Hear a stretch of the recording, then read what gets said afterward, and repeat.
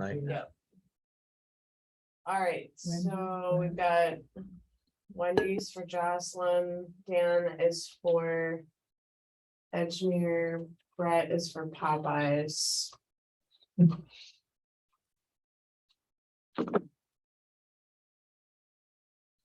Which application are you here for? Sorry. Here for the generator. Oh, we'll get that done. That we can do that first, so you don't have to sit around. Great.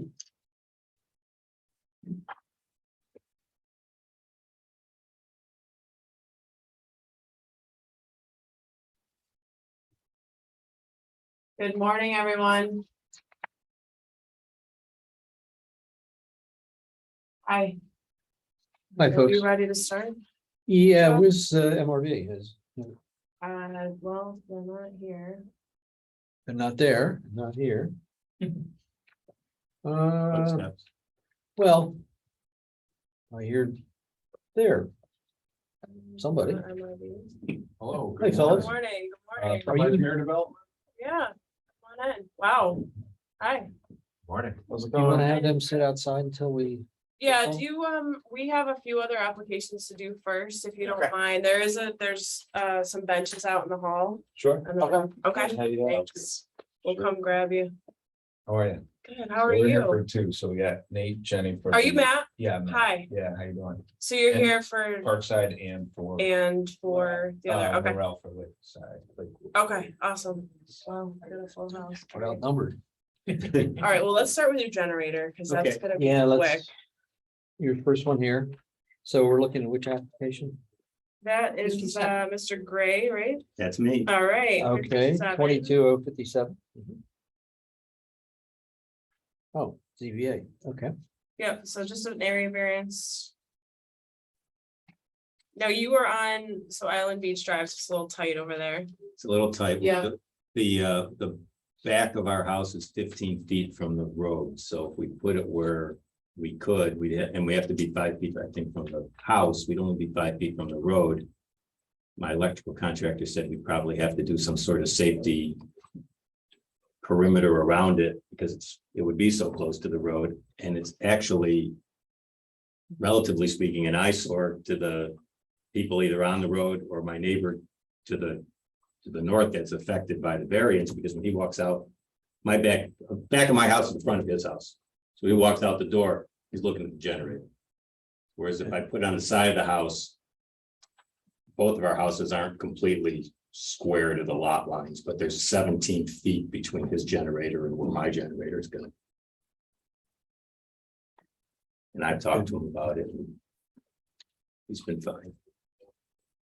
So the variance is a side yard? Yes. Yep, okay. 4 foot.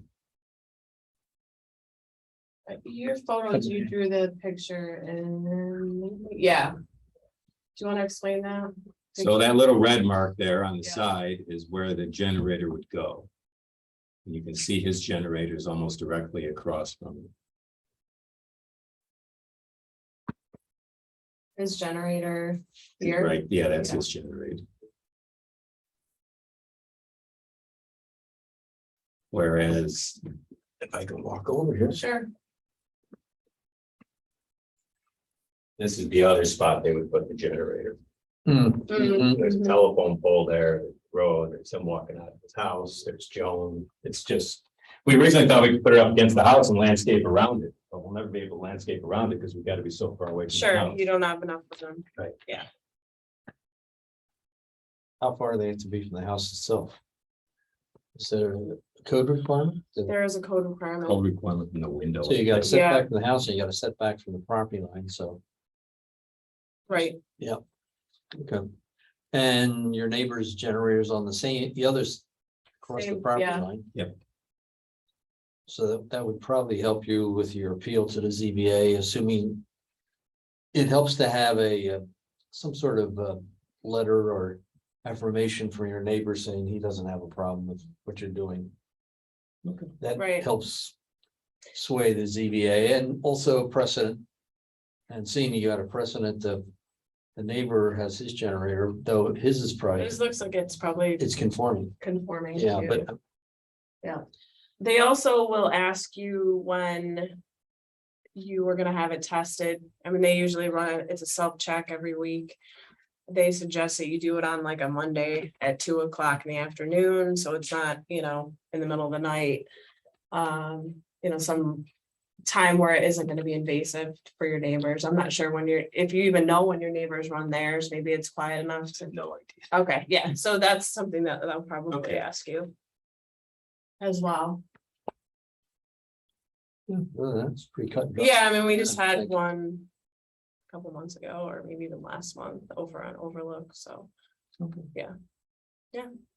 Pretty straightforward.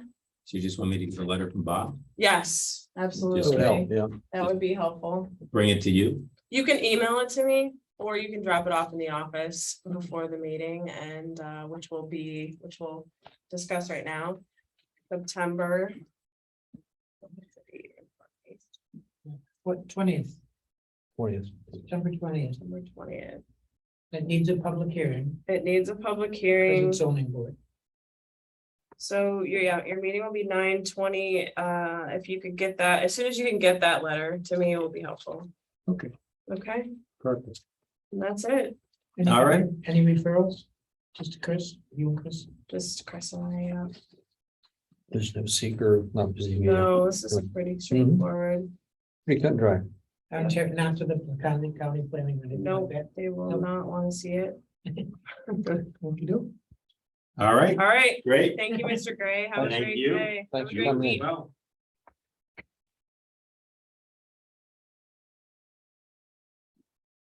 See ya. Have fun. So long. All right, so Edgemere is here in force. So That's is that all one 22, applicant or is that two yeah, applicants? That's Wow. 22062.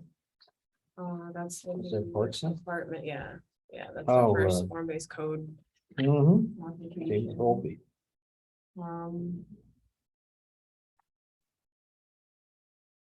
Actually, everybody's here. Have you going through the initial sit down and review that's required under the form base? No, because they submitted the wrong application, so. Oh. Yeah, absolutely, so. Okay, well then they got. Yes, for the new, Started. they're gonna get that this week, Okay, but I would like them to talk us through it. okay. Let me know who you want me to grab. Do you want me to call?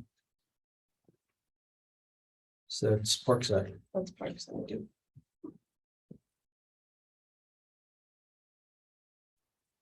Yeah, Dan and is I- on here. Dan, we're gonna call your team in. Hey, fellas, anybody with the Parkside application? the wrong number on the draft here. It's 62. Yeah, I had 62 on, Or did I Yeah. wrote something wrong? I changed also, we have to send it to the town board. There's that part of that will be. Good morning. morning. Hi. Have to get reinforcements. You're outnumbering us. Sure. There you go.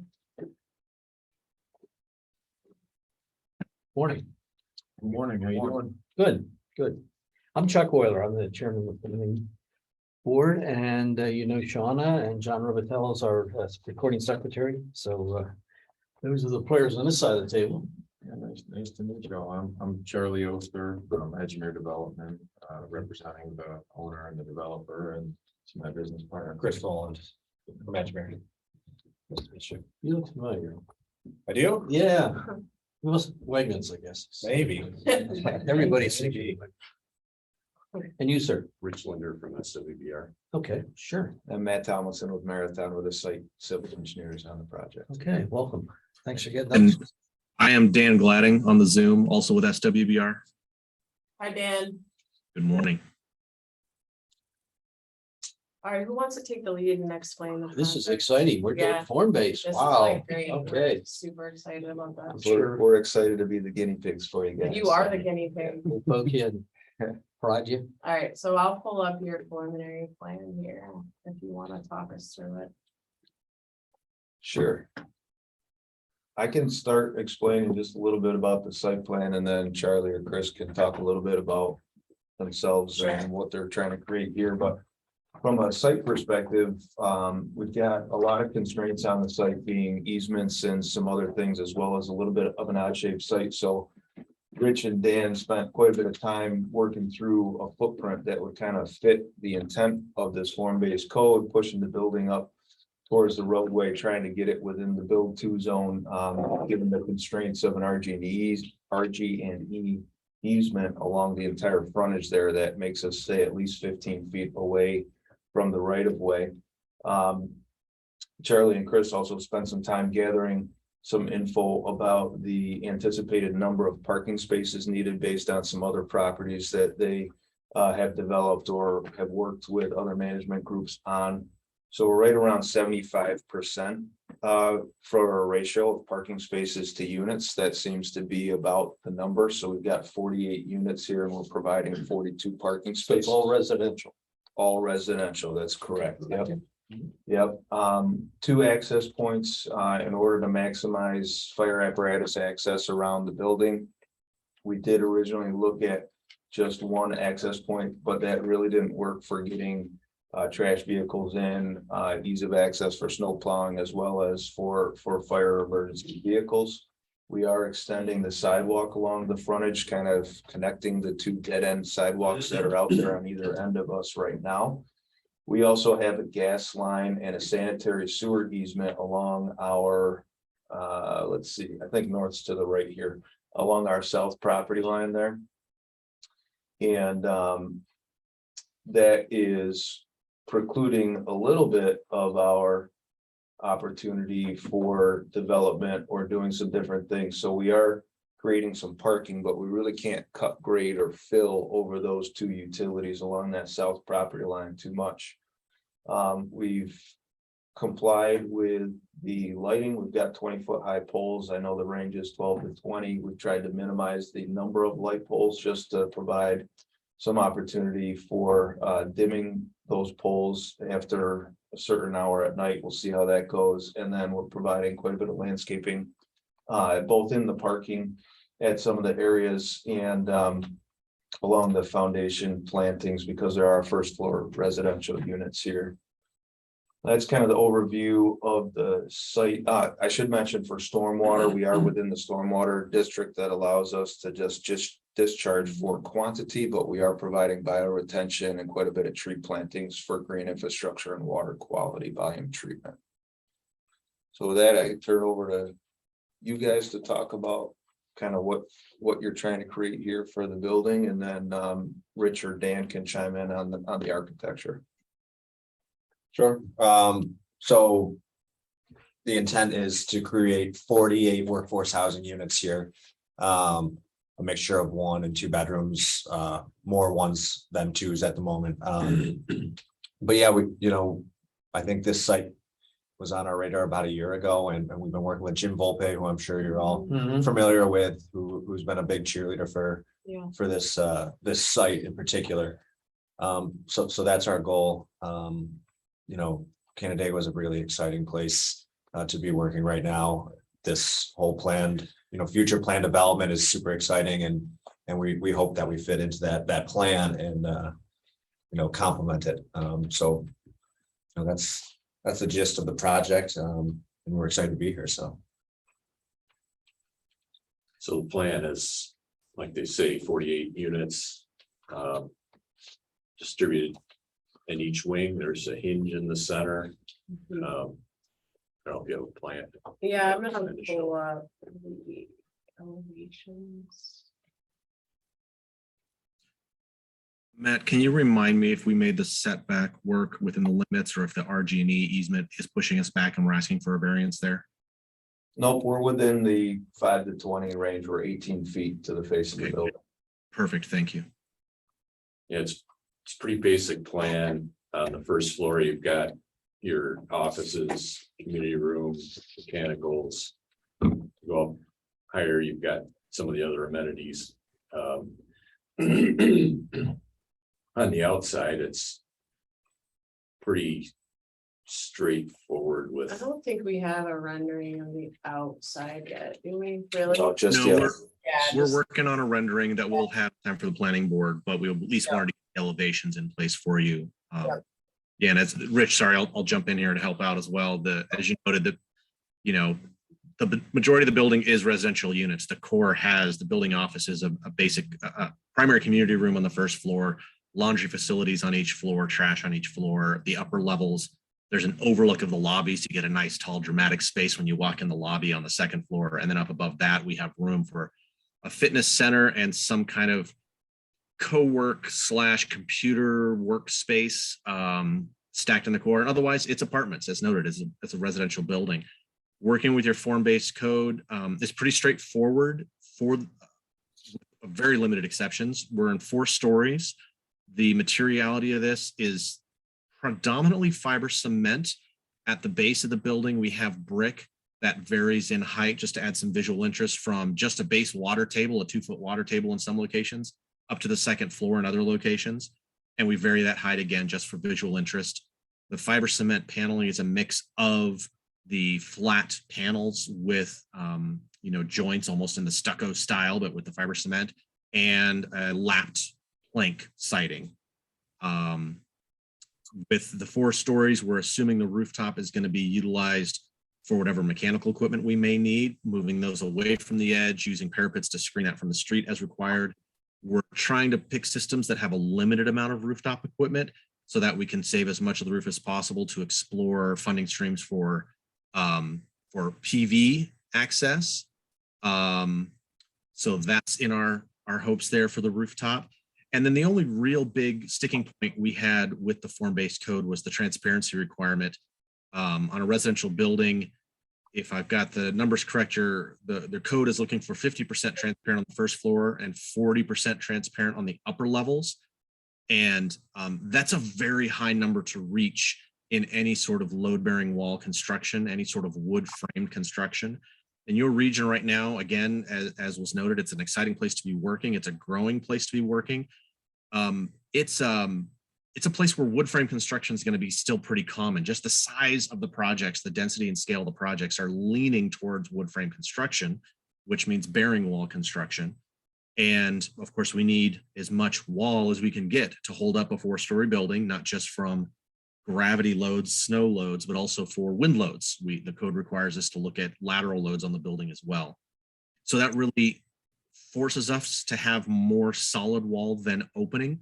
The percentages that the form-based code are asking for are more reflective of a post-in beam style construction, like a concrete or heavy steel style construction, which is not really the economy of a residential development, whether it's market rate or affordable housing. At this size and scale, the 3 to 4 stories, it's almost always going to be wood framed. And that's a much smaller percentage of transparency. The project next door to this, the DePaul's Trolley Station Apartments, is actually 19% transparent, seems to present a fairly handsome face to the street. We've worked this to get up to 25% transparent on these street elevations. And I'm already concerned about how far we've pushed it in terms of those load-bearing and lateral resisting systems. We haven't engaged our structural teams in that level of detail yet, but I know that we really can't go more without switching to a different construction system, which is just not economically viable. So here, in my opinion, it is a form-based code that is reaching for greatness, and a construction system and an economic system that just can't quite hit it. So that's our only sticking point, is that transparency. We hope that, especially as we show a colored rendering at the planning board, will show that we've developed something that looks great and is going to do the street and do your town justice, even if it doesn't hit the number in the code. And I think that probably covers the overall description of the project. Thank you. That is That typical when the was- structural engineers start getting nervous when we get around that percentage. That's just how it is. Yeah, I think the intent is to try to at least have the first floor transparent as much as possible, because that's, people are walking by, and to be looking up and looking at, and transparency really doesn't mean that much, I guess, for the upper floors. But I guess your problem is the first floor is the load bearing floor, so that's is the Right. most beefed up structure, unless you come up with something. That and bedrooms first floor, you don't want to just. Right. Thank you. living space is a little easier to maximize the window space. But I was thinking bedrooms you put in the back. Well, you have a hallway, I guess, down. Yeah. So you have units on both sides, so it's not Correct. like, it's Yeah. not Right. straight through. Yeah, every one of these apartments does have a patio or balcony with a full height door and 2 full height lights next to them. That's part of how we got to the higher level of transparency we have. So there is a lot of sense of activity, but as was just noted, structurally, that's got to be the strongest floor. And people are living there. So you got to balance that privacy against the transparency. In this particular street, in this particular location, it's going to be a long time before there's a lot of sidewalk traffic. There's not Mhm. a lot of street destination right now in this location. So in our minds, we've met something that as you're driving by is really going to hit that scale and really catch the eye and look pleasing. And it's not going to have that downtown old time Main Street transparency of a commercial storefront. It just won't. But we hope we've hit that middle ground, that sweet spot in between. I think your argument is transparency versus privacy. I mean, Correct. Yeah. if you were doing a commercial building, you want to open it up. Okay, so I could see where the 50% would apply. 50%, as long as you can structurally do it, the 50% transparency would apply because you're trying to sell something.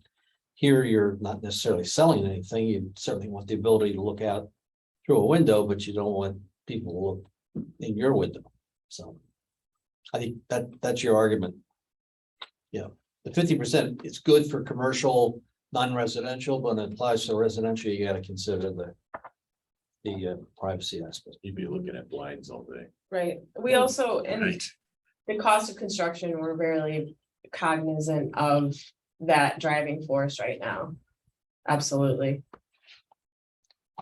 How about Okay. energy efficiency in the building? I know that's something the planning board will probably be asking you, what have you done to help the grid or ease the grid, I guess, so to speak, in terms of energy? Sure. Yeah. Well, the sort of the first obvious broad brush thing we're doing is, the energy code is a great baseline now, and we know we're going to meet or exceed that. Just step 0, not even step 1 yet, just step 0. We will be engaging an energy consultant to work with us to help us kind of get synergy between our envelope design, our building systems to increase our efficiency. Again, we do bump into cost limitations at a certain point, but there's a lot that we can do, and we've been, as a team, doing this a long time to get there. So starts with a good building envelope. We're going to have, of course, 2x6 exterior walls, insulation in the walls, rigid insulation outside the walls, so that we'll have a good, robust envelope, high performing windows, high performing doors, good air sealing. So it starts there. All these simple things that maybe a decade or 2 decades ago, people were scratching their heads out, but everyone knows how to do this now, from the drafts person to the accountant down to the person installing in the field. That's what we start with, a great envelope. The funding agencies, HCR, look for us to do that work and do better. And another thing that they're calling us to do now, and we are gladly doing, is switching to all electric heating, cooling systems, including water heat, moving away from natural gas. We're using all electric systems, so that at the user end, we're getting the carbon out of the project, and then relying on the NYSERDA and the regulatory end to get the carbon out of the generating end of the cycle. So the only natural gas on the project at all will be the emergency generator. And again, that's one of those places where we bump into cost. There are not cost viable alternatives yet to a natural gas or diesel generator. So all electric systems, LED lighting, all the good stuff there, energy efficient appliances. Again, we're looking at the funding streams. There's a lot of great funding streams available now to put an electric photovoltaic system on the roof to try to offset, at very least, the house loads, if not the apartment loads. There are complexities in metering that we have to work our way through before we can offset the apartment loads as well. And we haven't made decisions on how that's going to work yet, but we know we can at least do a good bit to offset house loads if we can make that work. And then, a multifamily project is just an efficient building form as well. So we've got a lot of things going for us. Small site that's not That's parking at appropriate levels instead of over parking. Planting it up heavenly and paving as little as we can to reduce the heat island effect. So, yeah. And I guess from a marketing standpoint, this type of unit has rented well rented well because of trolley and in that area. So that's good. We're just continuing to do what's already successful. Get back to the site plan. Just real quick. You know, a few easements on the site that Mhm. make it a little tricky also. I don't know if Matt wants to discuss those. Yeah, I remember Mr. Volpe was in for this property. He was talking about some. He was talking about storage units in the back. I remember that because he said that the area just is lacking storage because you've got all these units that with no place for people to put their stuff. And you know, I guess he was saying commercial was, you know, something that would be difficult. It's just not renting and, you know, here we're obviously looking at something, as I said, it's a continuation of what's already there in terms of Parkside and with rental units. You okay with site distance on your on the curve there? Yeah, so that's also part of the reason why we went to 2 entrances where we think the distribution is gonna work out really well. The left-hand driveway here at 35 miles an hour, I believe this road is 35. Yeah, I don't think it's any more than that. No, it's not. Yeah, I think it's 30. I think it's 30, but either way, Yeah. site distance is only about 280 feet at 30 miles an hour. Design speed at 35 is about 330 feet at the driveway. So with the necessity to set the building back to about 18 feet to avoid the easements, that gave us a little bit more flexibility in those driveways coming out. And we believe that the distribution is going to be such that it's going to maximize viewing distance for left turns out of the left driveway and right turns out of the right driveway, because really this road is this property is right in the middle of going out to 332 or over to the county road. So the distribution is going to work very well for the 2 driveway approach. So it'll be two-way. Both will be 2 ways, correct? Yep. And we also sat down with the fire chief. Dan was part of that meeting. 2 months ago, maybe? Yeah, about that. Yeah, it was a very healthy, great meeting. Yeah, just to talk about fire apparatus access and he was pleased with the configuration. Things were shifted a bit, but this looks like it'll work. Yeah, we had, Absolutely. there was some parking on the left Other hand side of side, the yeah. building that we Took out. removed. Yeah, Mhm. and shifted Great. around a little bit to try to comply with what he was asking for. Yeah. Yeah, ideally in a situation like this, we would have our building close to the street and the fire access would be from the street, but that's just not going to happen here because that RG&E easement and the drainage swale that happens out along the street. So he understood that. He looked at, we have point of access on the left side of the building. We have a point of access at the lower right where we have that series of flat curb close to the building. And he looked at both of those and said, yeah, give me this, give me that. We'll take care of it. We're good. 2 points of access. He's happy. So very great guy to work with, supporting what we're doing and how we're doing it. And we did A extend. couple of comments and we met him. Yeah, Absolutely. We did extend water main off the west side, where it dead ends currently, near the side road over there. And so we'll have a hydrant, basically extended to the middle of the building and fire department connections for the fire marshal wherever he wants them, basically. Mhm. Does that close the loop for the water or it just extends the, Just extends it down. Yeah, it just extends it down. and sewer? Sewer Some is issues along or the south property line. We are gonna have to. capacity? Yeah, we are gonna have to do a flow study for it. And Chris Stern, who works with Charlie and Chris, is working with the county sewer department. Yeah, he's been talking to Tim and Jack over there on what's gonna be required for that. I don't know if it's capacity more so that it's flow. Flat, isn't it Yeah. flat line in there Yes. somewhere? Yeah. Further Very south flat. towards 332, yeah. Yeah. Yeah. So that's what we're gonna be looking at. You hear in parks across the street, right? Parkside or close to it? No, No? it's further. I was just thinking about recreation. People come out of their units and. Okay, where do I take the kids to play? They can certainly walk to Blue Heron, I guess. Well, we actually talked about this playground early on. On the site, On site, yep, Okay. absolutely. What was the resolution, i.e., did you decide to leave it there, Dan? Yeah, so what we've got is just to the right side of the building, which is the right of the building, right side of the driveway.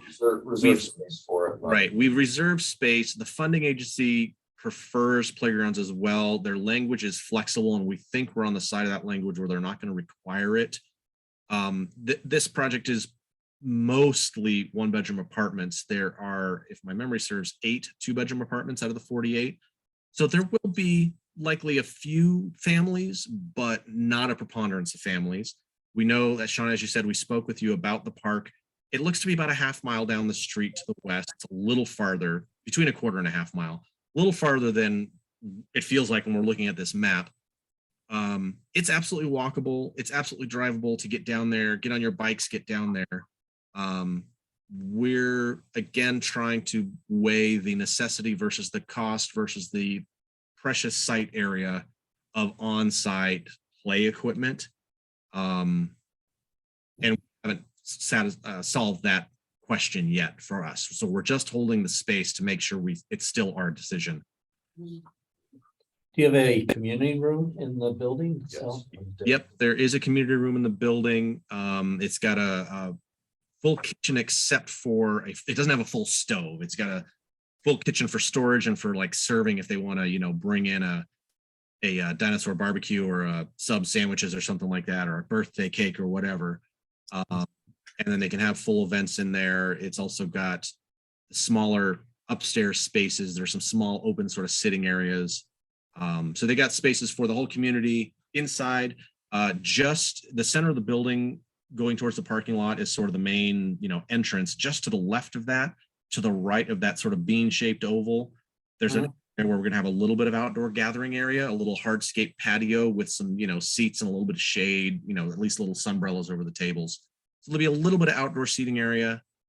It'll be kind of 3-season because it faces south, so it's not going to get super shady in the cold spring, cold fall.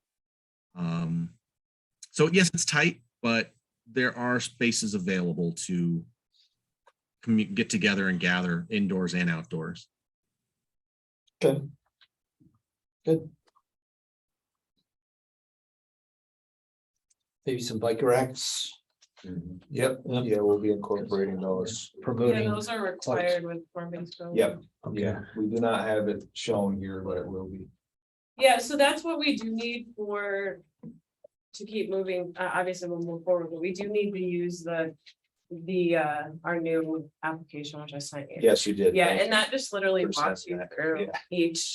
each item. Yep. So if we could get that, I'll be happy. I've got that filled out. I gotta just get with these guys for signatures at a couple of the architectural questions, but yeah, we'll get that to you by Friday. Awesome.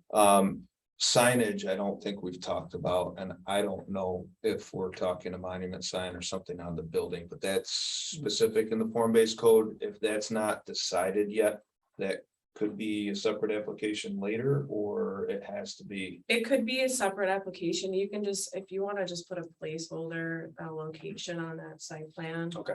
That would be Then we can the figure best, it out. and then we'll later. figure it out from there. Okay. Mhm. Yeah, absolutely. 'Cause I don't think. I would check it to Thought sooner about no, that, because yeah, if I right. recall, the signage requirements are. They're pretty Pretty strict. Pretty hefty, Yeah, yeah. Yeah, they're I strict. did see that in there, Yeah. so. Well, we're excited to have you guys. This is cool. It's a cool project. So I know the other thing that we're tough, well, not tough one, but concerned about would be the facade. I know you mentioned it's gonna be a first story brick and then I guess the rest of it's all stucco, I guess. It's fiber cement. Fiber cement. And Yeah, a mix of the flat panel and the lapped, plank siding. As long as it complies with our architectural requirements. Yep. Yep, those are materials listed in the form-based code. So we'll have some graphics by the time we get to planning board showing approximate colors and perspectives, right, Dan? Yes, yep. Yeah, so that'll give you a little better idea. This will be a wall, I guess, up on top. Oh, there you go. it's an early one, it's not fully baked yet. Mm-hmm. Yeah, I get the drift. Yeah. John, are this supposed to be These are zoning board elevators. Elevators in this, No, there's a center. this is gonna go to Center of the the building has an elevator. town board first. Okay. So So 40 units, it's just looking at- 12 per floor. Roughly, Roughly. not exactly that, because Mhm. where amenities are and community and so forth. Okay. Okay, so where we, So moving town, forward. well, I'm thinking if all would go according to plans. The 19th of September town board. 20th. Zoning board, 27th 27. planning board, So I'm sorry, that It's all of September. yeah, 19th. 19th town board, CBA. 20th CBA, 27th planning. So board. the town board would accept the application or Right. confirm the Give it a- application and send it on to the And planning send it board. on to the planning board. That ZBA is kind of throwing me off with this process. Yeah, just which because goes it's first? new. Yeah, so. Well, in our current standards, the ZBA, we have to get the it would go- variance. Yeah, we'll go to the 20th. I'm gonna say tentatively, the town board the 19th, the zoning board the 20th, and then planning board the 27th. Good. Yeah, of September. Okay. Does that work? That's perfect. I'm That would be perfect. It's, not sure it'll come out that way. but- Yeah, I mean, that's our intent. well, Yeah. so That's a- Timing. That's what we'll shoot. That's for. expedited, yeah. I think part of the question is gonna be whether or not the boards can take action in that, because the town board is just referring it to the other two board, or saying, hey, it's complete and consistent with form-based code. Mhm, It's that's what not- they're saying. They're it's not kind a of giving public it a hearing or anything. blessing. There's no public hearing, Okay. The 20th would be advertised for a public hearing for the zoning board, right? We'd advertise before the 20th and then, for the variance. and it's not a coordinated review for either of those. They're No, gonna not do for their- those. They're gonna and do then- their own. Yeah, And then the 27th, the planning board could take action on preliminary, right. They could and then they could also depending on continue it. obviously the variance. Yep. answer. They could continue it to their second meeting or first meeting in October as well. They could also take them and they could look at it and then take action. Possibly the 11th, Even right, if Chuck? they We would take send it those through action. because it would just be, it wouldn't be brand new at that point. We could send it to the first meeting in October if we needed to. Yeah, so I mean, whatever the board asks. Yeah, for, it could whatever be happens. complied with, yeah. Yeah, Okay, so more than 5,000.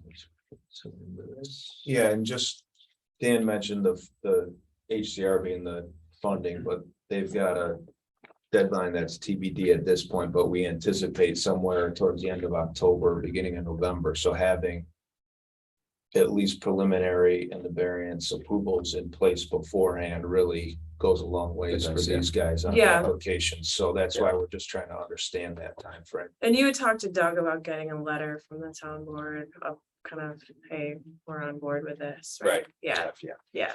And Shauna, again, this process is a little new to us as it's new to you, but is that once planning board gets final approval, does it go back to town board? for It final does sign? not, so Okay, that's a that's little bit different, our process and some other applications, it goes back, but no, it will not go Okay, back. so planning board would It's be final. once I'm done at town board. Do you know a secret? Of why and unlisted? We don't know yet. This should be under the thresholds for all of the type ones. Yeah, this is definitely not unlisted, I would say type 1. Thinking- Type two. I don't know, I would need to look, Yeah, we'll have Let's to say take to a be look. determined. maybe, Yeah. yeah,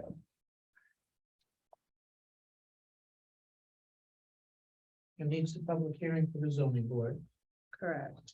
and then any referrals. And planning board would be public hearing at the first meeting or not until the second meeting? That would be the Be the first. first. meeting. Mhm. Yeah, Picked up some, but planning board must review the site plan. Completeness. The planning board determines the site plan conforms with the requirements. The planning board shall make findings and submit a report to the town board to recommend the project for site plan approval. The town board will review the planning board's report. In the site plan application, the town board has the So authority they to will send do the it site plan to the planning first. board for review and approval. Ooh. Yeah, you better. so Looks we like went, it might have to come to the planning board, who then sends it to the town board, who then blesses it and sends it back to the planning board. well, if that was the case, how do you feel about taking it on the 13th of September? Just adding that meeting before the 19th. That would be essentially concept review or just introduction. Yeah,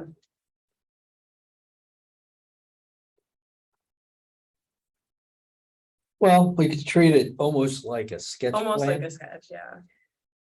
so there would be no. There's no, It's enough for you to refer it to the town board, basically. Yeah, I mean, we wouldn't approve it. Right. We would just say that we reviewed it and we find it to be in compliance, substantial compliance with the form-based code, and we recommend the town board Consider. move forward, and then the town board's gonna say, okay, now we're gonna review site plan and get into the ZBA stuff. So that, I guess, yeah, we could do that on the 13th okay, as a sketch plan. right, so, but in Like- anticipation of that, we would have to have everything ready for the town board meeting by the 9th. And we'll talk about logistics, we don't have to talk about through now, but Yeah, all materials for town board are due on the 9th. But everything for your planning board would be due even before that, so we'll talk it Well, through. The thing on the 13th, other than adding some stuff that the gentleman This talked is more about than today. enough for the. Yeah, 13th. I would think for the 13th, just, we certainly have an idea what the use is gonna be, what the concept's gonna be. I think that planning board has enough information here to at least say, it seems to be in compliance or it does not seem to be in compliance. That's essentially what we'd be saying at that meeting. And then we go to the town board and the town board would say, okay, Okay, planning Yeah. board, bang on, planning Yeah. board, and do our thing. okay. Okay, Just read that procedure there, yeah, that's. just to make sure that, I'll read I it think- through again. because there is a sketch plan that's reviewed at PRC. Now, here we are at PRC, and it's. Right, and that's what was Essentially. throwing me off, thinking that we already did that, or we're doing it right now, but Okay. So John, you got where we're going with this thing, so it'll be so, yeah. Planning board for the 13th. 13th, Town 9/13, board, the 19th. 19th, zoning board, the 20th. 20th. and then back to the planning board on the 27th. Is that 26? 27. And by the 27th, well, obviously for the ZBA, you'd have to have If the zoning. all the i's dotted and t's crossed on your application. Okay, And just any referrals. At this point. so what do we decide on seeker? It's a, To be determined. Type, Oh, well, to be we're determined? thinking type 2. Maybe. Yeah, Or I to be TBD. think type two. I I don't can't see believe it we being crossed any listed. thresholds, because I don't think that we touched the park. there's no public hearing, there's no subdivision. It's pretty, I mean, it's a small. Where's that one? It's not even 1.6. 2 acres. Well, again, is this a public hearing? 13th would not be a The public. 13th will not, Okay, but every other one will be. Well, the town board. It's not, they're not setting a public hearing. mhm, The 20th and the 27th. okay. Got that, John? Okay. Okay, All right, so off and running. we'll go to sewer and water. Let's see here. Yeah, Yeah, that let's sewer go issue would be through. nice to have some idea of how the county's leading by the Yeah. 27th. Yeah, we'll do our best. The regs require studies to only be done in March and April for a duration of 10 weeks. which somewhat limits potential development if you have to do a study. So we're asking whether or not they have a previous study from either the trolley apartments or otherwise that might have some. It give us an idea of where things are at. If not, we're obviously calculating what our anticipated flows are and seeing if we can get an anticipation from them and then follow up with a study in the spring in order to verify. So that's. Don't they have a that's where we capital leave it right project now. to replace that section of pipe or do something? I know Greg O'Talley from MRB was saying something about the county had some resolution. Okay, They were gonna try to when I talked to maybe Jack, he pick up didn't another mention tenth that, of a but percent. it is run pretty flat through there. Yeah, it's like, One of the other options would be to relay it at a larger size, because then flatter is okay with a larger size, but I don't know. But we haven't gotten to that point yet, but we're communicating with them, trying to get some answers. because if you have. If there's an issue and it appears that the county has a project to replace it, resolve it. That's certainly leave Right. you off the hook as far as, Yeah. That's just a timing thing. Mhm. when they're doing the project versus when you're building your project. Right. Okay, all righty, Okay. enough said. All right, I've got sewer, Chris Jensen, Jim Fletcher, MRB. Do we want to send this to RJ&E because of their easement? Are We've you- already reached would that out. It's actually make it worse? national. I don't think that you need to. I don't We'll think so. submit load letters. Yeah. They're typically not an involved agency. Frank, we'll send it to the chief again. Fletcher Yep, I've got Jim, I have MRB. County. Planning board, I don't think so. It's I don't know it's how, proximity that, did we, when we set up the form base, did we? Sort of say that all applications would come before the planning board? no. No. no. That's a question, just I would measure, but I Yeah, don't think I'll get so. that to you. Okay, I think, yeah, we'll figure it out. And then Brian Nolan at the school. There's no NRI features on this lot, so No, what plane or there's what, nothing. no wetlands, no. Okay, Okay. Great. Great. okay, Well, thanks, very everyone. good, fellas. Thank you. Yeah, Appreciate good it. luck. Thank you. Yeah. Yeah, nice to meet you Look forward too. to Are you bringing in working next for Are you guys Like- working on it together Lakewood? for Lakewood Meadows? Yeah. Yeah, you want to. Unrelated. I went to Motion Junction on Saturday. Did you love It it? was awesome. It was great. We will be coming back on a That's regular great. basis. Yeah, it was such a great night. It was a lot of fun. Yeah. How old are your kids? She's 19 months. She ran around for, we had to drag her out. It was the only bad Yeah. part about it. So, Yep. yeah, it was That's great. Yeah. It's so, and it's like safe and, There was a lot of The- blood, sweat, and tears in building that thing. but Yeah. It was all worthwhile. It was great. It was packed too. yeah, A lot of the kids. foam. is, Yeah, the like, foam was super cool. It is. And it doesn't get too hot, which was really nice. So that Yeah, was great. It How crowded was it? was pretty crowded. We made a lot of friends. Good. Yeah. So, great. Yeah. Good. All right. all right, Well, thank Thanks, you. everybody, for your Bye. time. I'll be right back. No, you can go. If you- yeah. Thanks all. I'll be jumping off. Thank you, Dan. But just- Yep. Good day. Thanks. All right, we're gonna bring in Hmm. Marathon again for Lakewood Meadows. Oh. Same marathon. Oh, he's left his stuff, so. Yeah. Okay. He's doing 61. 61. Yeah, there was some Oh, elevation. not, Not again. I'm leaving. I don't think so. Uh-oh. Thought we fixed it. Hey, guys. It's all his I'm fault. back. Uh-oh. It's all his Don't be fault. starting like that. He just said, no way, tear him down. How's things going? So you guys know who Nate is already. That's good. No introductions, nothing. This is at Lakewood Meadows, right? Yes. Have we had one at Lakewood Meadows yet? I know we've had it at Brookside, we've had it at. We did have, yeah. You've had it at Yeah, Lakewood yeah, Meadows. Rich was in, that's right. Because they said it wouldn't happen again. Yeah, we needed it to happen again, unfortunately. We didn't. We thought we fixed it, but anyway, what happened this time? Yeah, so this is an area where prior to our earthwork there, before we developed in that area, it was where all the water funnels to. In fact, in the design, we've got a serious check dammed swale that goes in that area. And so when we excavated not long ago, there was a lot of water coming into the basement.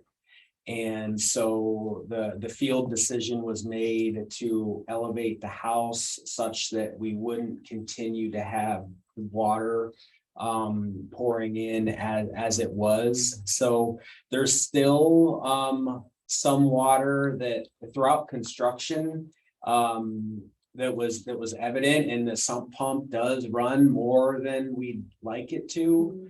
But just based upon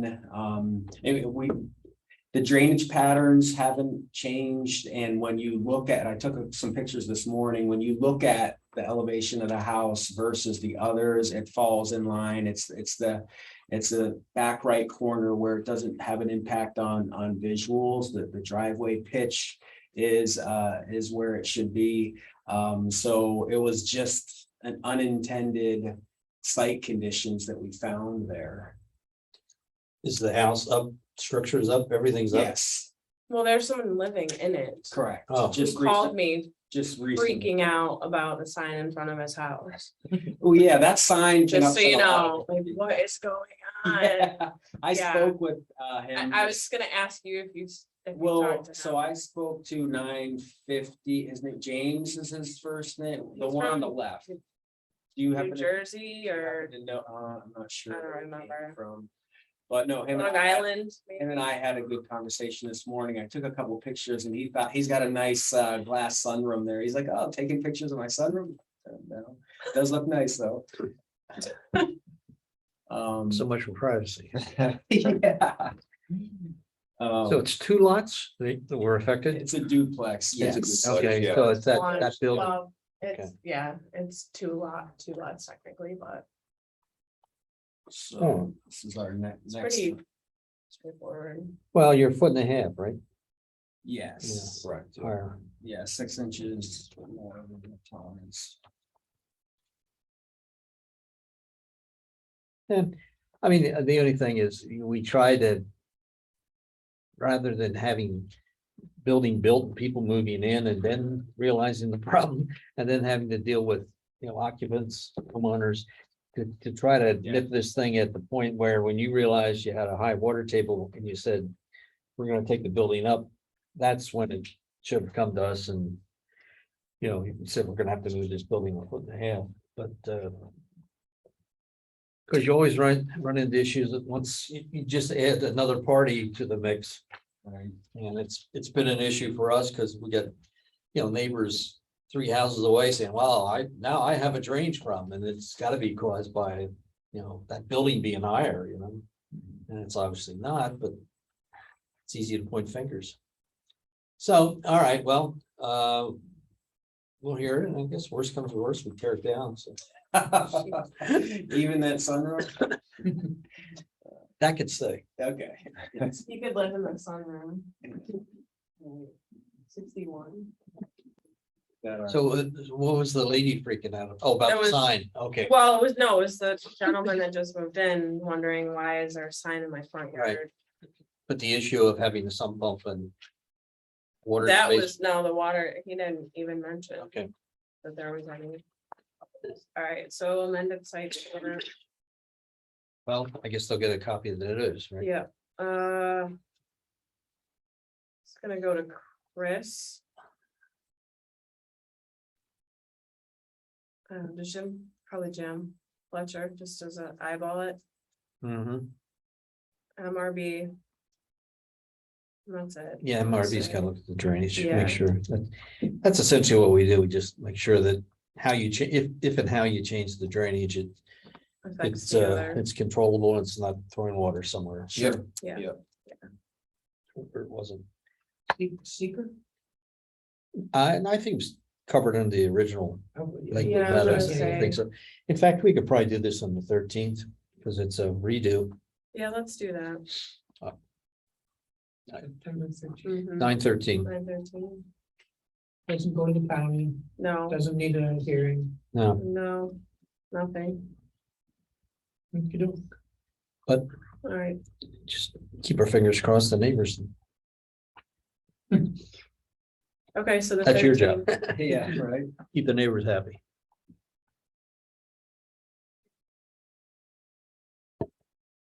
Okay. Okay, so that'll be September 13th. We'll see you at the planning board. Okay. All right, great, thank you. Thanks, everybody. Yeah, thank you. John, I'll be around this afternoon. Call me on the other day. If I can Get my leave you voicemail one more a time. voicemail. Thanks, fellas. Good to see Thank you. you. All right. See you, John. Take care. Okay, we've got some people Yeah, we've got waiting in the wings. Jocelyn application. It's like Wendy. Close. Oh, yeah. So we've got Popeyes and Jocelyn. Brett is from Popeyes. Let's take them in order. Oh, well, It's up I to guess you. it comes down to, chronological order for applications. If these are, the moment we take them, because I guess chronologically. Yeah, it would so- be either, so Wendy. Are you there, Wendy? Good morning. Or, There, oh, hi. not Wendy, but can you hear me just fine? Wendy. Wow. Yeah, Wendy's changed. You can hear me though? Yeah, we can hear Yes, you. we All right, can. no, that sounds good. Hello there, I'm Tony Tintera with Mahar Engineering. I represent our clients Brian and Angie Joslin for the project at 3611 Westlake Road. Wendy joining us as well. Morning. Hi. Just let us know if you'd like us to share our screen because we can bring up photos from previous site visits, the updated plans that were shared with you, and also the updated house plans.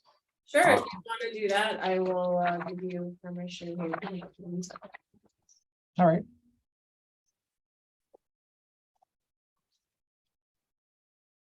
Yes. There you go, you should be good. Alrighty. Let's see. Alrighty, Adobe here, you can see the PDF. Yes. Alrighty, sounds good. So I'll just start off.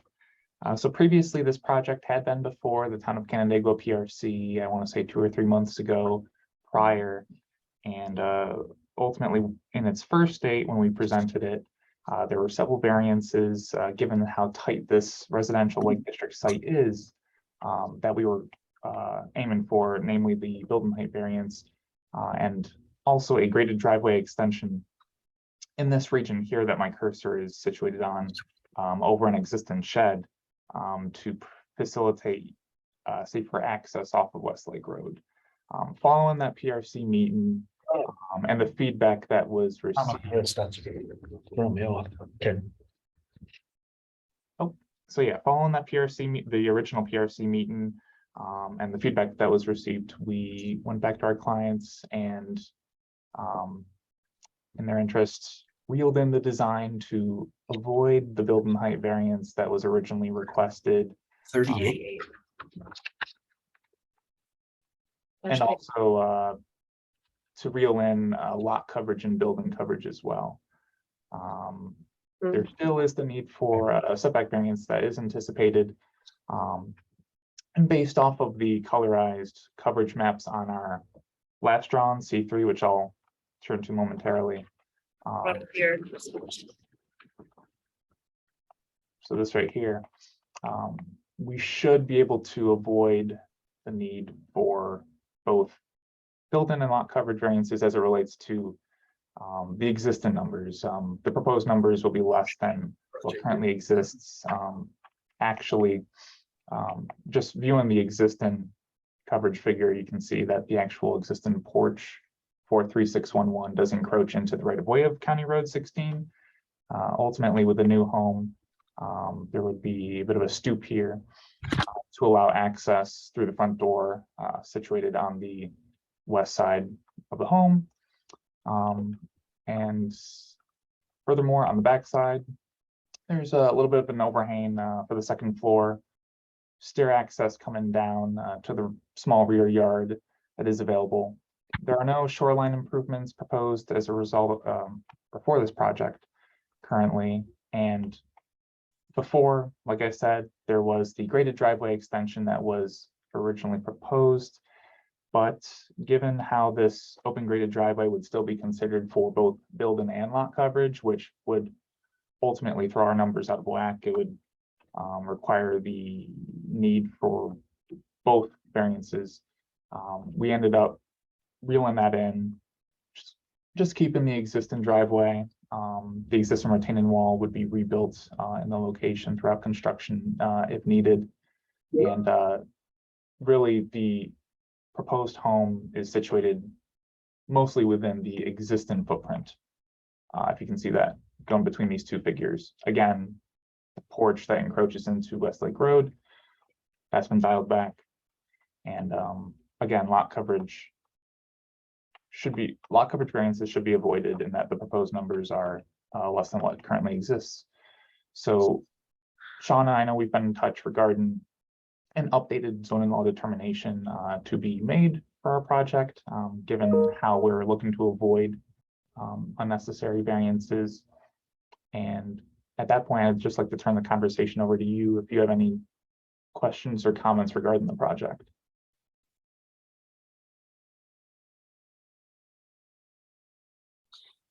So this was reviewed by PRC back in May, That's correct, yes. and looking at the minutes from that PRC meeting, there were quite a few requests in terms of additional information.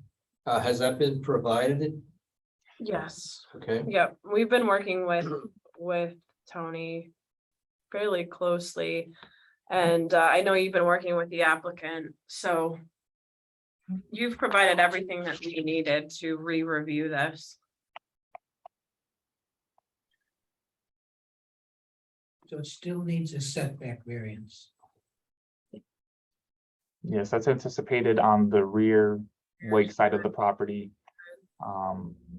With the front setback off of the road, we're really just matching the building footprint to the southwest corner here, and eliminating that existing porch so that you see this 2.7 foot dimension here, situated by the driveway.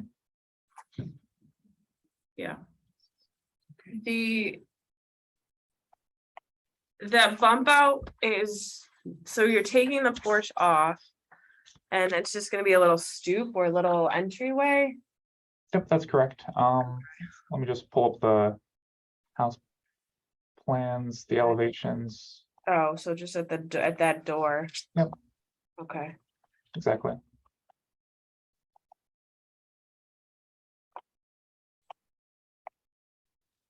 And with respect to building the height,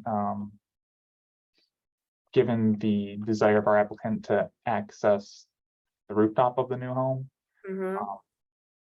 really a majority of that 5'6" that comes up from the rooftop deck towards the 25-foot max building height line is with respect to the perimeter wall around that rooftop that would actually slope down, coming down towards the lakeside, I believe.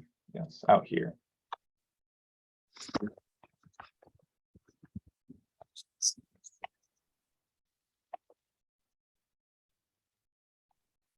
I'm just catching up here. So originally it was a height of variance request, right? Yes, there was a height variance request along And at the time what would have been, I would say, both building and lot coverage variances and the rear lake setback variance. It was to be determined whether they setback. So you have a ZLD to do yeah, on this yet, okay. yep. So you're asking for 2, correct? With At respect, this point, I've pre our determination. I would ask the applicant to submit new applications. Because the original ZBA application was for height, just height only, and then others to be determined, and I guess it's being determined what's needed now.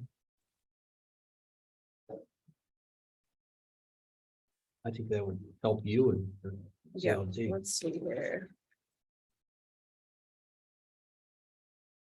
Takes the building.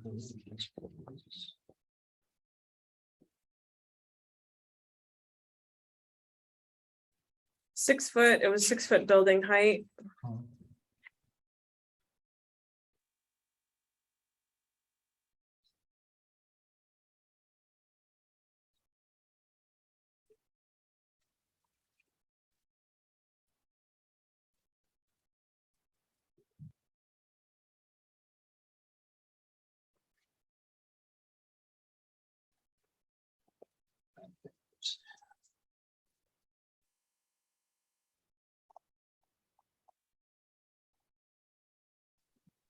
So yeah, we do need an updated application, or you can, I mean, you can add additional information to that, Tony.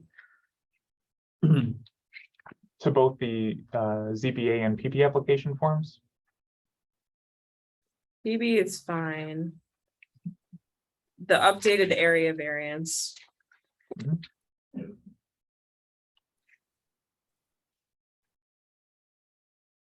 Where is that?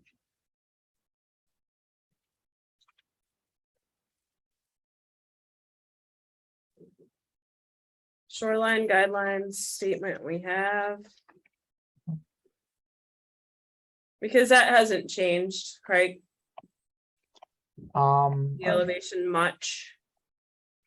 From the lake, aside from the presence of some landscaping, which we show a generic plan for here in detail 5. This landscaping would be anticipated to soften the appearance of the proposed home from Canandaigua Lake. Currently, there's really not that much vegetation. I can bring up some pictures in this rear yard space between the break wall and the existing home.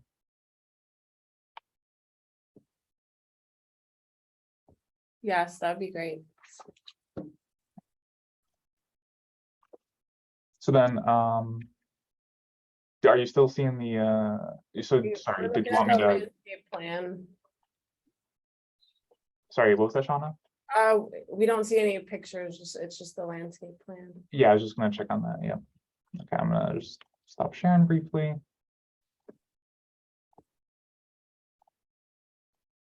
All right. So this should be The Butler Road. Butler Road, yeah.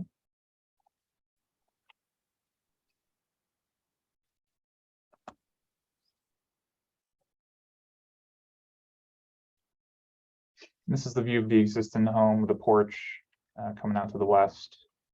Stairs on the north side, the driveway on the south side. You can see. Really, yeah, the only.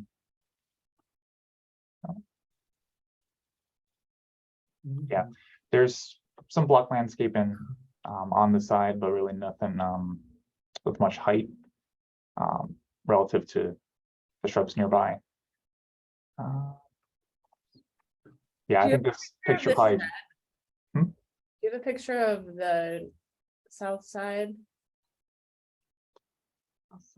Where the driveway is. Yeah.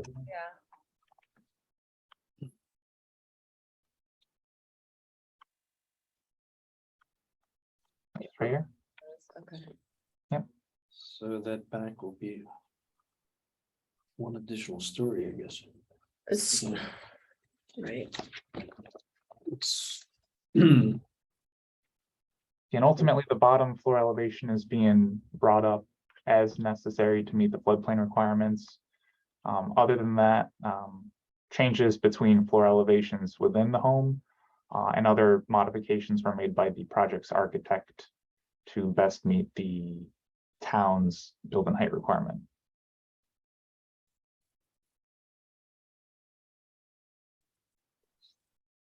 I'm sorry, are you in compliance with the height requirement now? Yeah, I'm just gonna. Yes. The average grade calc itself is contained on sheet C3 in the upper left. Okay. Just tell me, does it comply? Yes, yep. Okay, I'm sorry. Just wanted to, so we're not looking at a height variance request, okay. Even though, what's across the street? Another home or, I mean, right now they're looking at a rancher with a walkout. This would be the neighbor immediately west. So he or she's well up on the hill. Okay, Mhm. so they'll be looking over even the new house. Correct. Yeah, I believe, well, if I just bring it up in maps, it'll be easier to see. It's situated a little south as well. Mm-hmm. Oh, that's Okay. right, because they come off that lot comes off of Butler. Yeah, that's Butler right there. Yeah. yeah. Mhm. Okay, yeah, this is next to or two houses down for where they did major renovations. Significant, yeah, Yeah. that was a Okay. big one. Yep.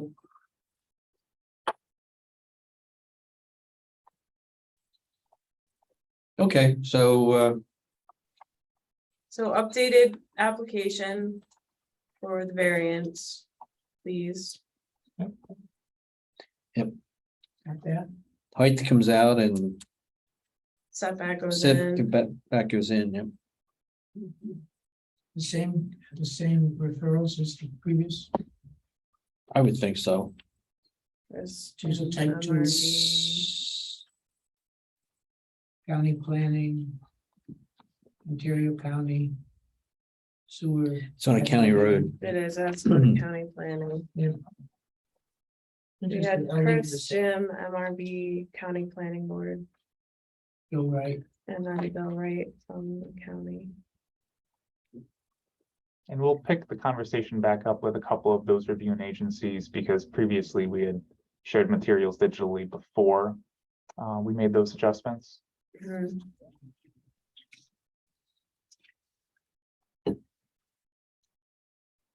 Zoning on the 20th and planning board 27th. Yes, please. Got it.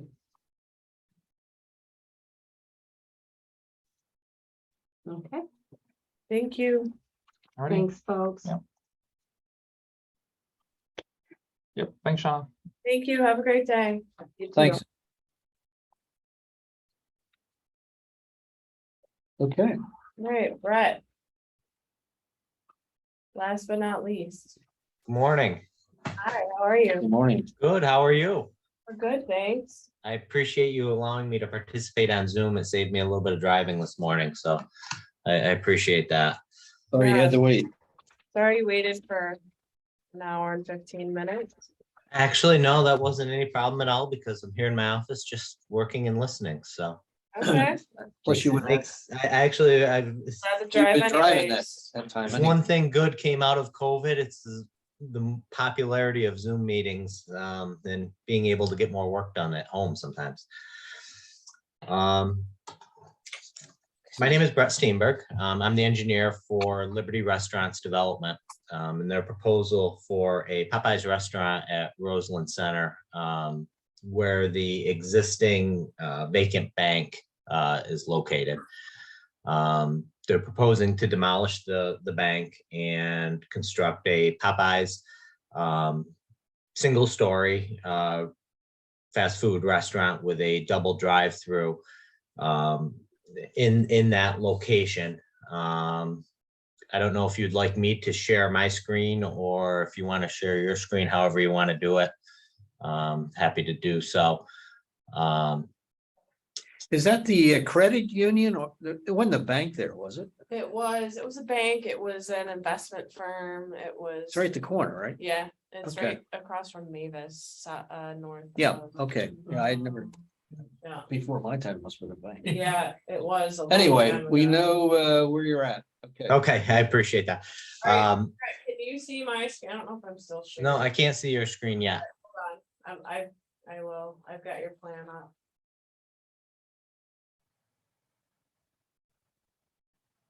Used to be like a chamber of commerce. Ah, Yeah, it's been a lot of things. It's been, it's not, when was this built? It's not that old.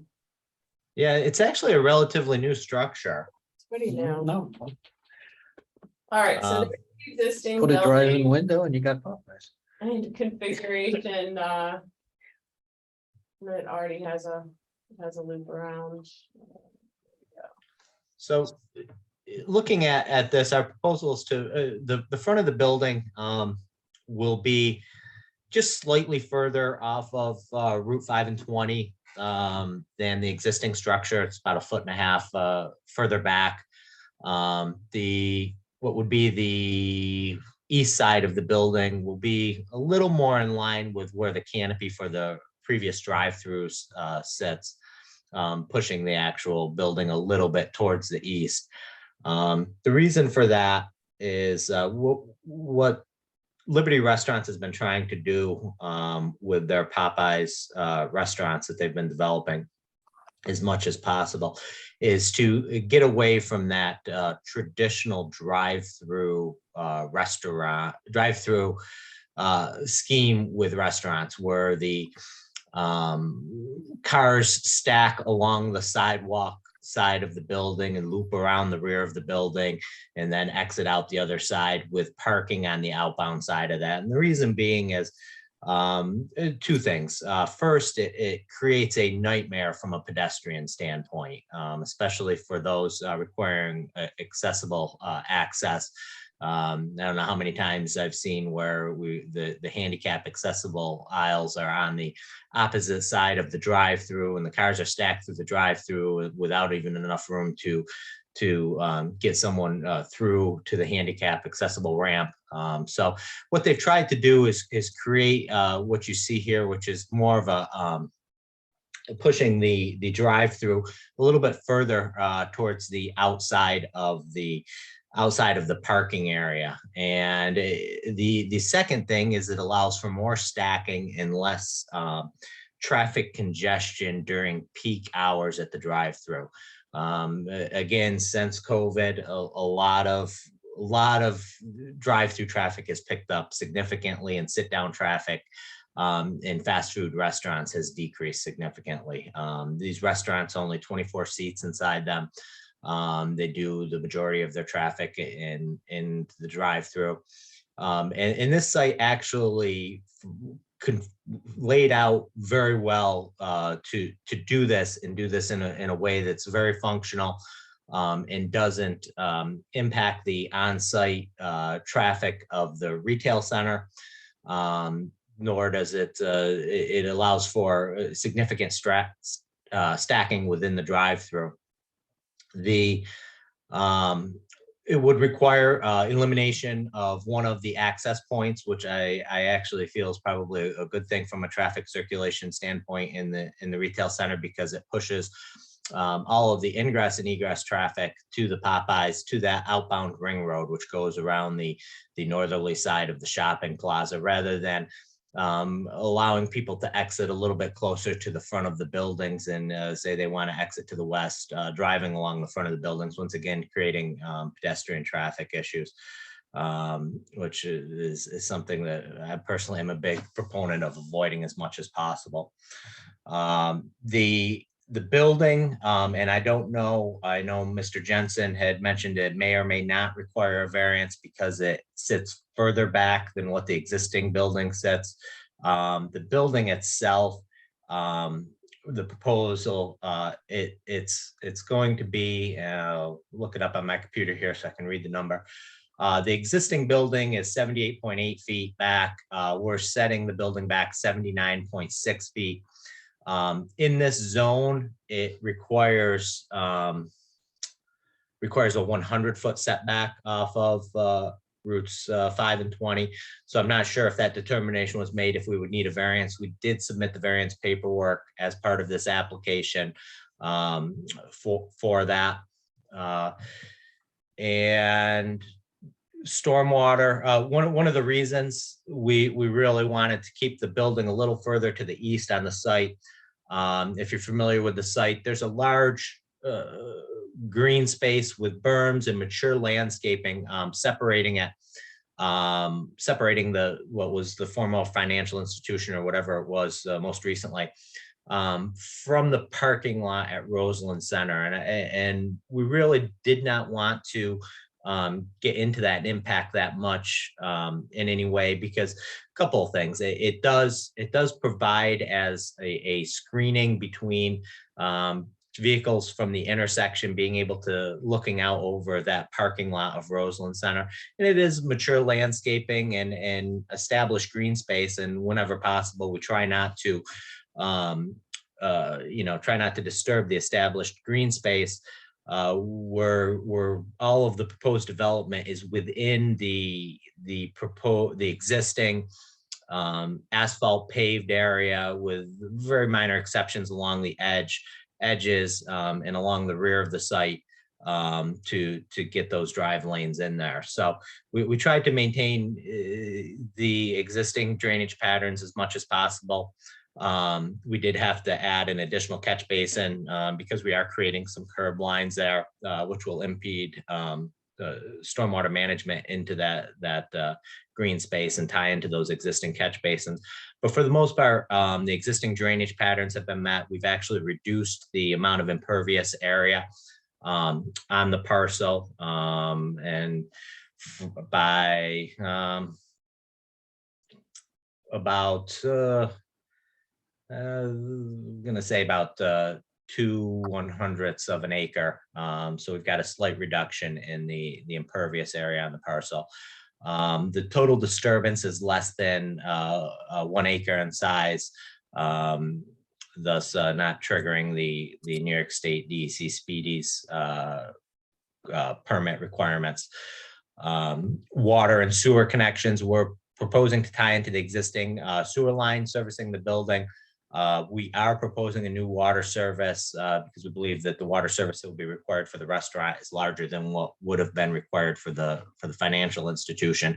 So we're proposing to tie into that existing water line running along the south side of the development parcel. The trash management and dumpster will be in that southeasterly corner of the parcel, with vehicles, the trash vehicles basically going around that bypass lane to pick up the trash and exiting. We like that location for a couple of reasons. One, it's somewhat sheltered with mature landscaping from the existing routes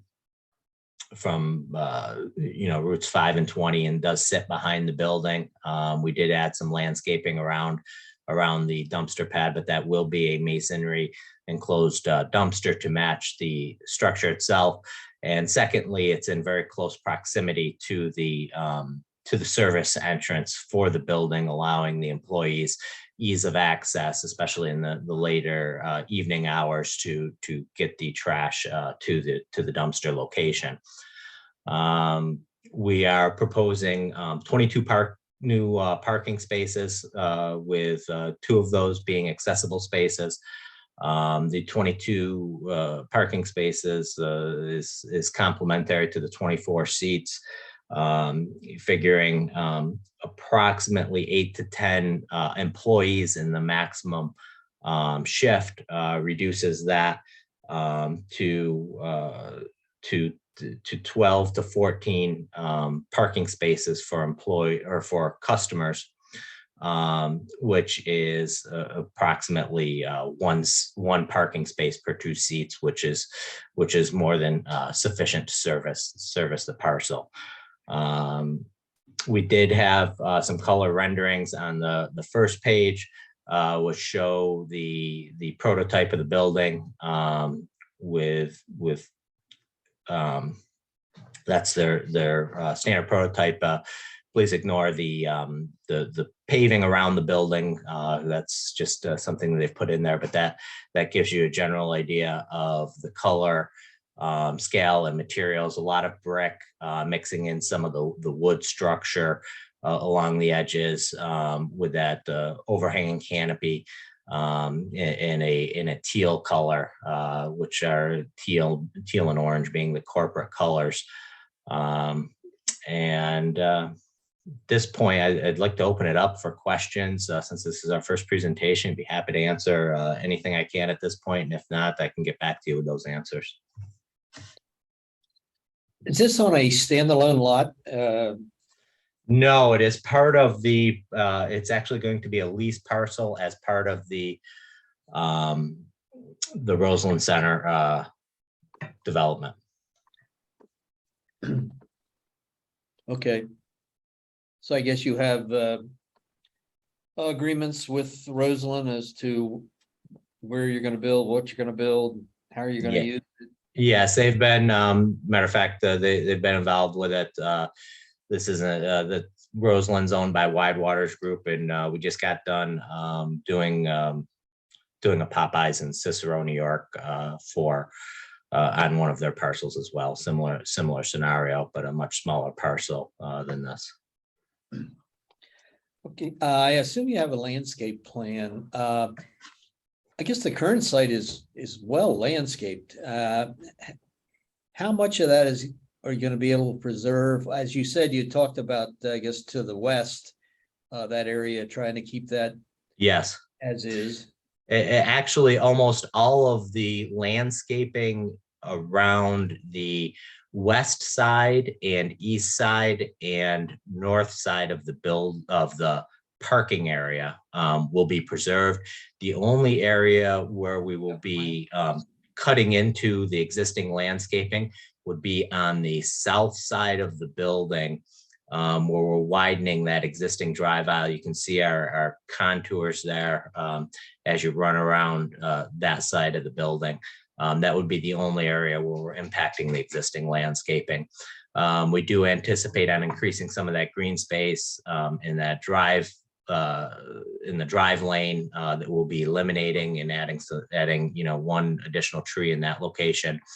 And then some trees around the dumpster pad, some deciduous trees, as well as some lower shrub landscaping along the demising island between the drive-through and parking lot, and some foundation landscaping around the rear of the building.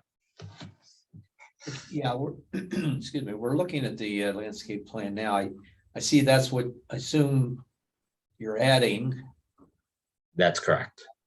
Some of those more faint.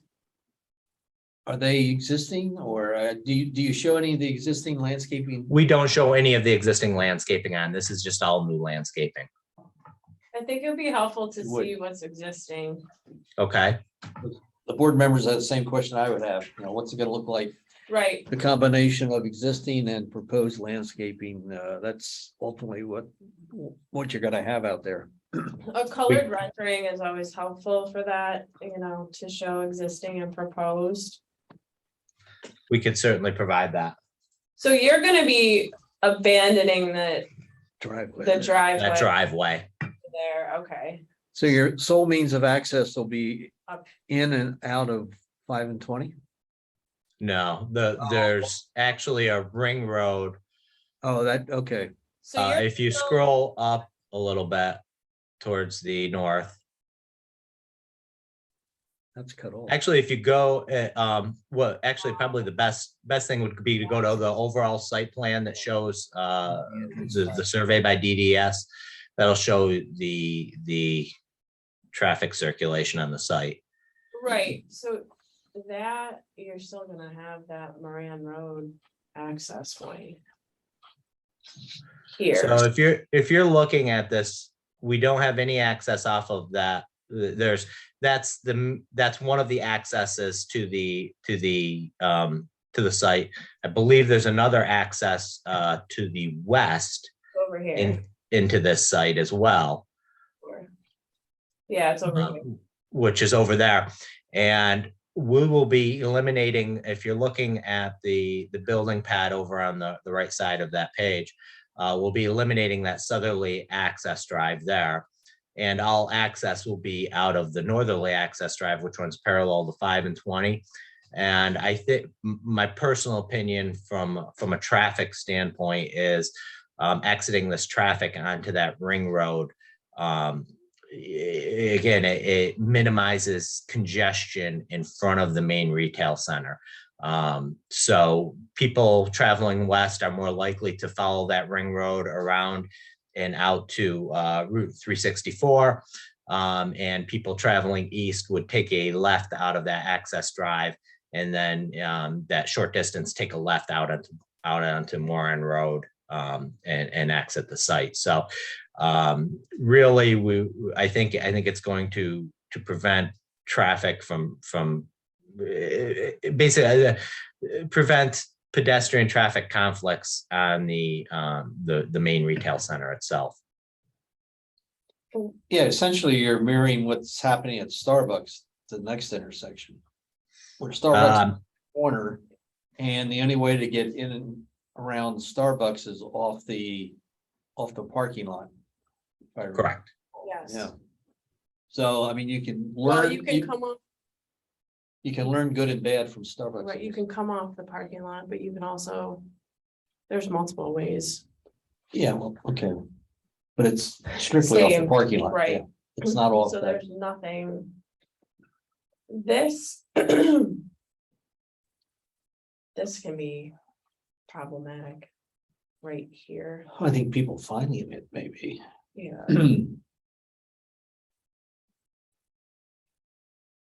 It's, I don't It's a think service. that these are all here like this. I don't think this is exact. where in the shopping center? Yeah, I don't believe that these concrete, that it goes up that far. Maybe it does. It's in front of Big- people. Yeah, so you've got TJ Maxx. Joann's, This is, TJ Maxx. The coffee shop at the left. yeah, this is, Mighty Boba. this may become another retailer here. It's the old people's. Yep, and then you've got Joann's, And then Maurice's and, bubble tea, so. yep, and then TJ, And TJ's. Dollar Oh. Store, yep, Ollie's. I'm looking at Google Earth right now, and it does appear that those islands, those landscaped islands actually extend right up to that ring road. Do they? Good. Yes. Which, and I know your concern being that that you'd get cut through traffic across those parking spaces, and that I think that would preclude that cut through traffic.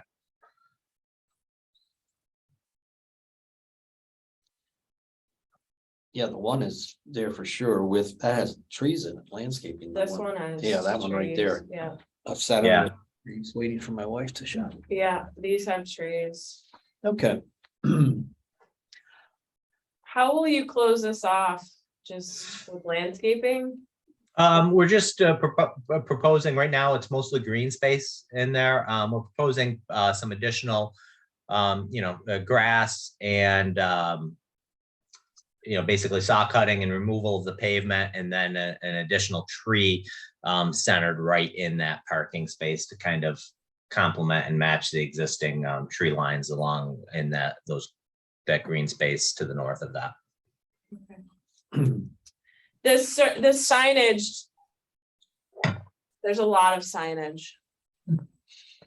On that building, which we've talked about. Right.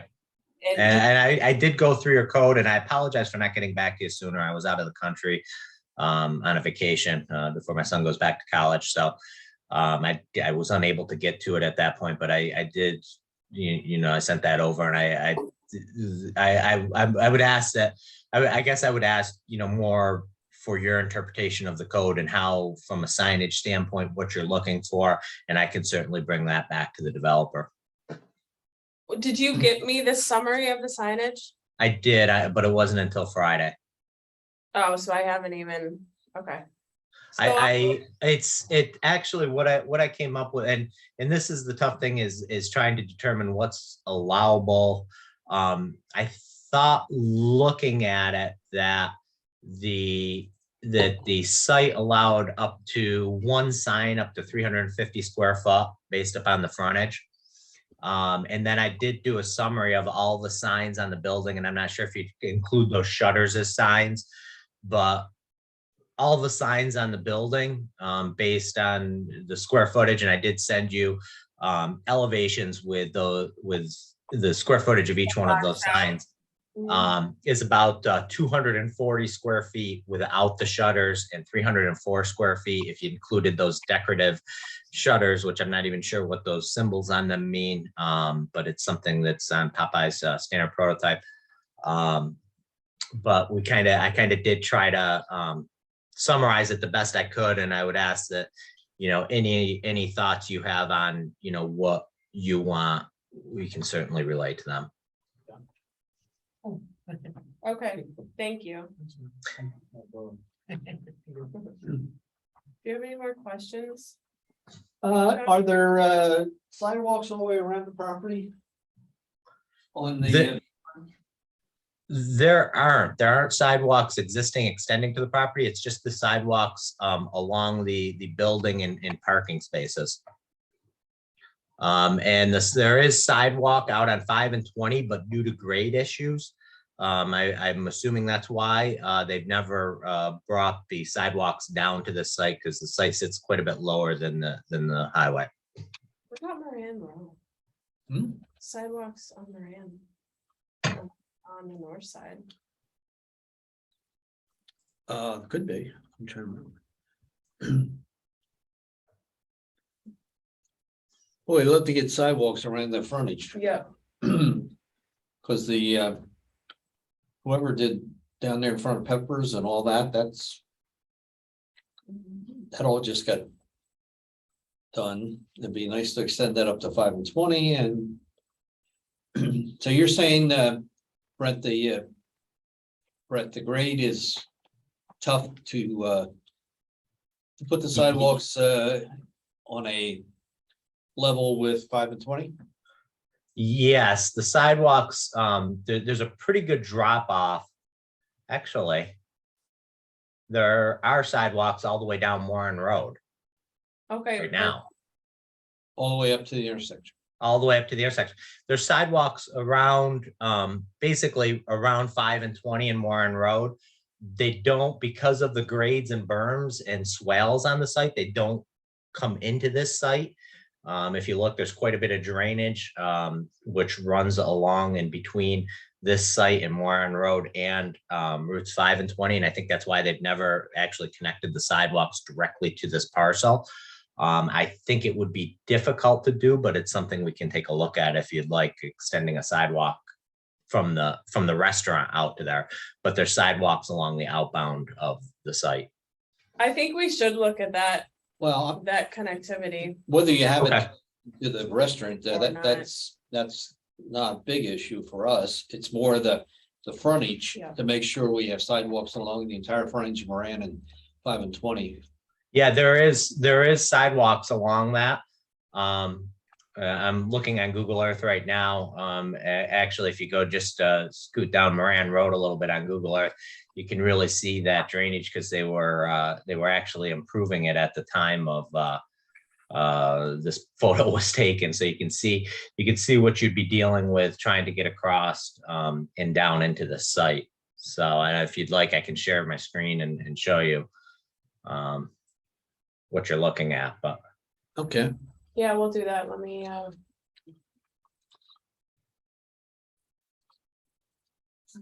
get onto let me stop sharing my screen. okay.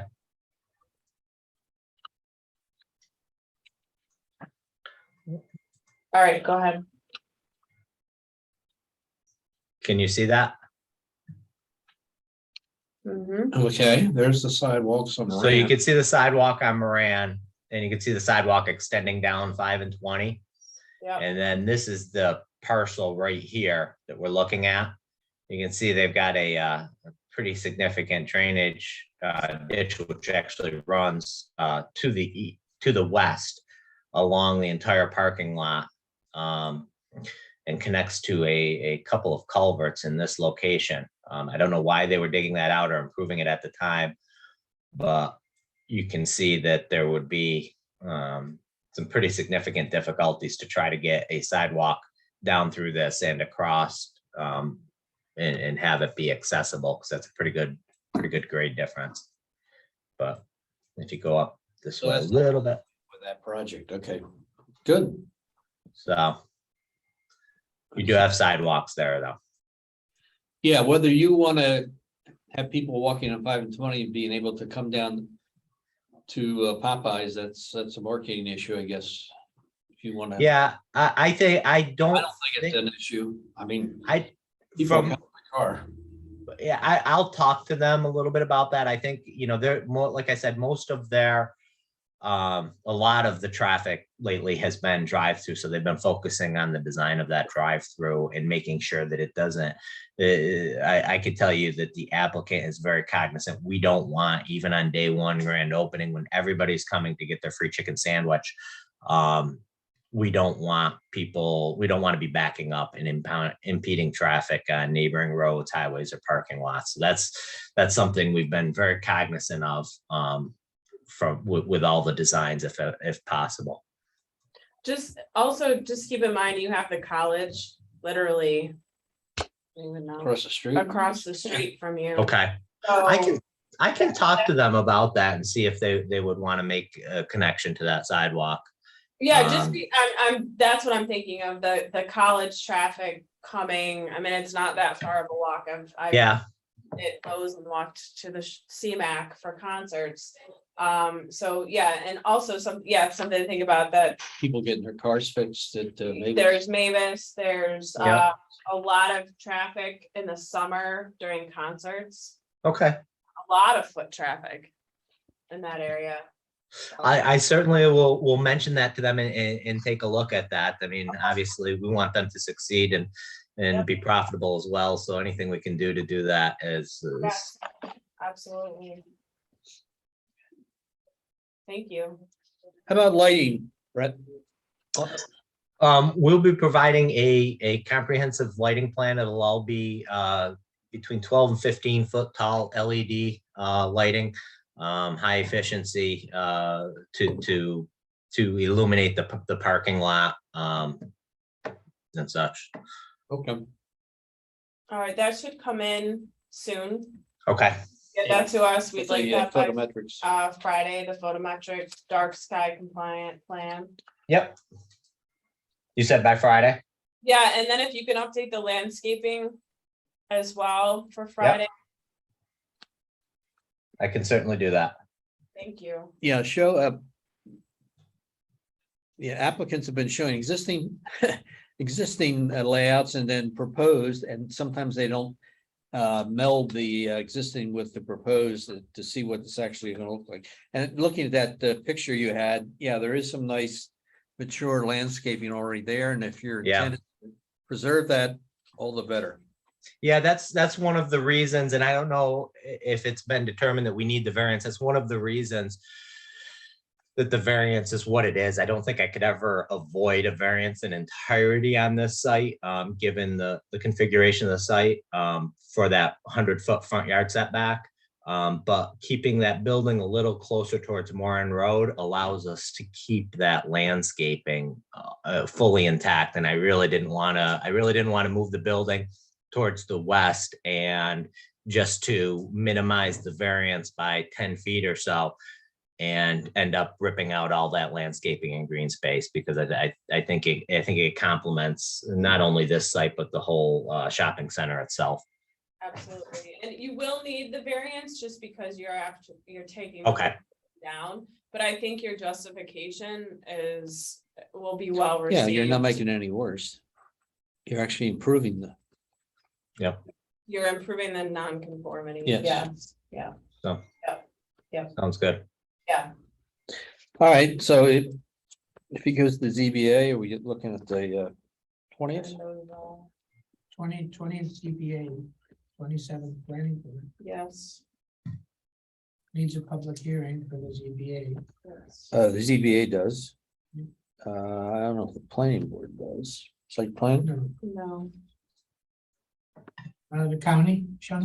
Yeah. it Yeah, definitely need state to road, go county because of the road. State road. I'm hoping seekers type 2. It's probably been so long since this was built too there.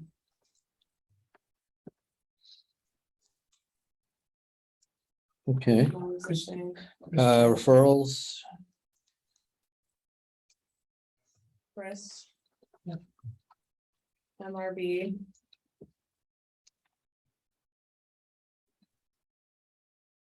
Frank for the city fire. I'm gonna say, well, DOT doesn't need to. There's no new No access. new points. I'm gonna say think you can No, skip DOT. yeah, County planning. now, you said you're connecting this existing sewer. That your water, the capacity for water you'll need, you're sure, have you talked to the sewer? Have you talked to? I have not. Okay, We would be, it's our proposal to use the existing sewer lateral, but if the sewer department doesn't want us to do that, we could. well, You know. yeah, I'm not saying that they won't, I'm just thinking because of the change of use. From a bank to a restaurant, I just don't know what the upgrades, if any, would need to be, Yeah. so. Different type of use. Yeah, it's absolutely very different, so. It is, and who should we speak with at the sewer department? Let's see here, I'm gonna He's say Delegate, no. Tim, Jim Sprague. City, No, Jim's, or no, no, it's county. Tim, it's Tim. Well, Bill, what's his name would be the director. Alright. He Let's he can do- probably point you. yeah, let's start do Bill Wright, Bill Wright, yeah, Bill Wright yeah, he's the director of public works. DPW, at county. Ontario County. yes, yeah. Sewer district. Okay, I will definitely speak to them.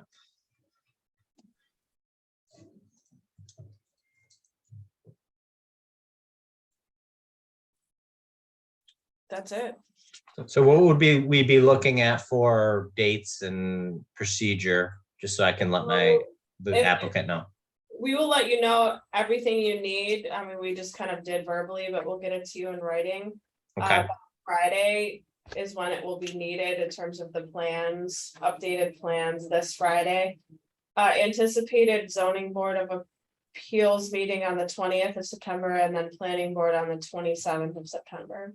okay. And do you anticipate more than one planning board meeting, or? I don't know It's- how. If you got all your homework done, Brett, we won't. If they're missing something or they want to see something, they'll send you back. Okay. Sounds good. I just would like to, they're obviously excited about the building here and looking forward to getting started this year if possible. So If you had to come back, you'd come back on the 11th of October. 11th of October. Okay, yeah, I'm looking at your schedule right now. Okay, well, I appreciate your time today and I appreciate you letting me do this on Zoom meeting. And, I look forward to meeting all of you in person when we have these meetings. Thank Great. you. We're looking forward. Thank you. All right, thank you.